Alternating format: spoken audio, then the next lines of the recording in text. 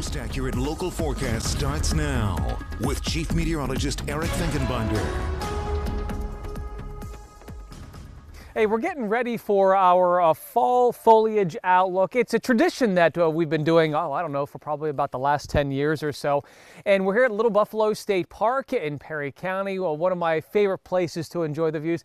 And I've been driving around, I've noticed a lot of yellows and we still have greens. And a lot of those yellows, I was able to grab this maple, and I believe it's a sugar maple, which we do have a couple around here at the park, yellow. Also your poplars. Some of your hickories are beginning to turn yellow, and we've got some sycamores. So yellows seem to be a little strong right now, but the big show, that's what we're waiting for, and that's the oaks. When the oaks change, that's when we really get to our show here, and that's what we want to talk about. And what we realize is when you get close to the times of change, it's the weather that really has the greatest impact, which is kind of why we wait until about this time to kind of give you our best fall foliage outlook and when we expect that to happen locally. Speaking of the weather, let's first start off with temperatures because that's important. Some of the temperatures this morning, notice how we have some spots that did drop into the mid and even lower 30s. We did have perhaps some isolated frost in spots. Moving into tomorrow morning, we do have a frost advisory for the entire mid-state. I still think it's going to be patchy, so we're not looking at any widespread frost or freeze until we get to Thursday morning. I think Thursday morning is going to be our official end of the growing season, which again, that does have some pretty big impacts on our fall foliage. We'll get to that here. As a matter of fact, I want to show you those impacts right now. When you go back to summer, we had our 5th hottest summer on record.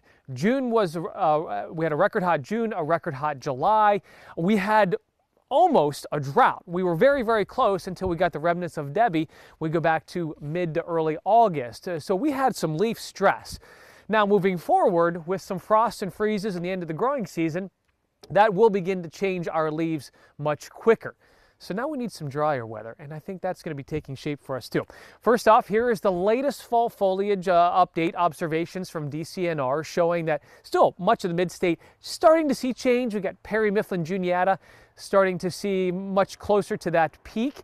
I think we'll begin to see some bigger changes here once we get past this week, especially after some frost and freeze that will be happening here over the next couple of mornings too. So here's our late October outlook. Again, I think leading up to those changes, it's very important. What the main theme that we do see is dry. We are mainly dry here for this week, other than a passing sprinkle here this evening. That's the cold air moving in, but we're cool and dry this week. We are warm and dry moving into the weekend and next week too. So here's that 7-day forecast. You'll see what I'm talking about. We're going to have about a 25-degree temperature change in high temperatures. 50s tomorrow, mid-70s by the time we move into next week. That all has, again, good impacts here or effects on our weather. Here's our official fall foliage outlook where I do believe it'll be colorful but brief. So get out and enjoy those colors here, especially here before Halloween. I think that week leading up to Halloween and just before Halloween, best times to view those colors. And I think we will have a fast leaf drop, Alicia. So it will be happening. It will be colorful, but it's going to be pretty quick. We'll send it back to you. And it just looks gorgeous where you are. Eric, thank you so much.